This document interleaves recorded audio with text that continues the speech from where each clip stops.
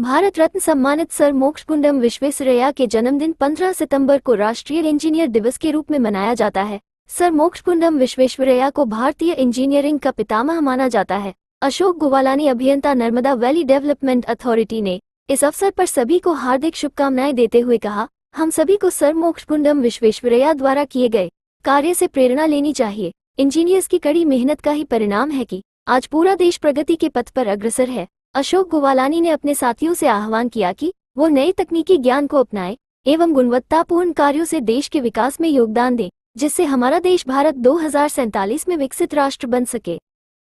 इस राष्ट्र की प्रगति में, विकास में जो इंजीनियर्स का योगदान है, वो इस दिन पे हम सभी उसको नमन करते हैं, जिन जो कर्मठ हमारे इंजीनियर्स हैं और जो उसके लिए विकास के लिए अपना योगदान देते हैं, उनके लिए मैं बहुत बहुत शुभकामनाएं देता हूँ। सर, आप नर्मदा वैली डेवलपमेंट अथॉरिटीज़ में 1995 you have joined as an engineer.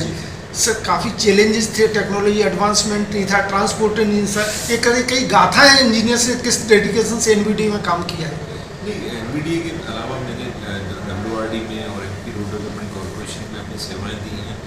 NVDA में अभी मैं 4 साल से कार्यरत हूँ। तो मेरे को ऐसा लगता है कि विभाग कोई भी हो, लेकिन इंजीनियर का एक अपना एक रोल रहता है, योगदान रहता है, और चाहे वो सड़क में हो, चाहे बांध बनाने में हो, चाहे नहरें बनाने में हो, हर चीज़ राष्ट्र की प्रगति के लिए बहुत ज़रूरी है।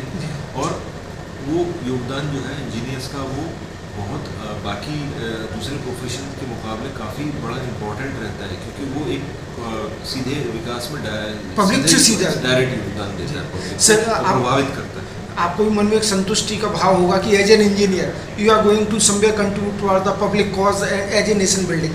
बिल्कुल ऐसा नहीं है कि बाकी अन्य जो प्रोफेशन है वो भी बहुत ज़रूरी है, राष्ट्र की प्रगति में योगदान देते हैं, इसका कोई कंपैरिजन नहीं है, पर इंजीनियर का योगदान राष्ट्र के उसमें सीधे तौर पे बहुत प्रभावित करता है।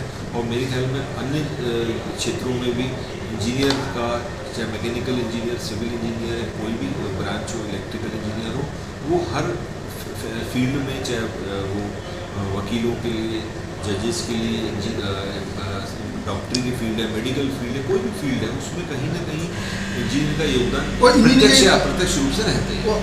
As we are wishing that in the 2047 India will be a developed nation, so इसलिए their role is also become more important.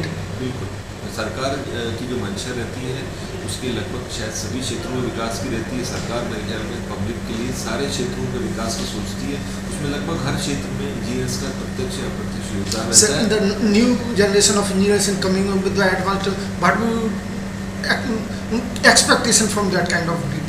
किससे expect? New generation of engineers. New generation of engineers अभी जो आ रहे हैं, वो बिल्कुल मैं उनसे उम्मीद करता हूँ कि अब वो, चूँकि हम लोगों के पुराने इंजीनियर्स के मुकाबले डिजिटली ज़्यादा उनको एक्सपोजर है, तो वो अपना डिजिटली और जो आर्टिफिशियल इंटेलिजेंस का आर्टिफिशियल इंटेलिजेंस भी अभी जो आ रहे हैं, रोबोटिक्स और बहुत सारे फील्ड हैं जो जिनका एक्सपोजर इनको हमसे बेटर है।